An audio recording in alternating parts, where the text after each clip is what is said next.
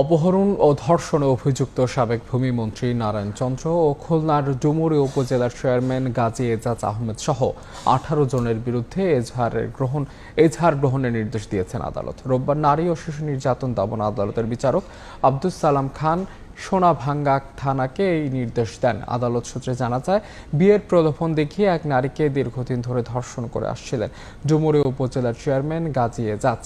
27 জানুয়ারি ওই নারীকে Khulna medical college হাসপাতালে ভর্তি করা হয়। পরদিন হাসপাতালের ওসিসির সামনে থেকে তাকে সাবেক ভূমিমন্ত্রী ও উপজেলা চেয়ারম্যানের লোকজন তুলে নিয়ে যায়। এ সময় তাকে আটক রেখে শারীরিক ও মানসিক নির্যাতন করে অভিযুক্তরা।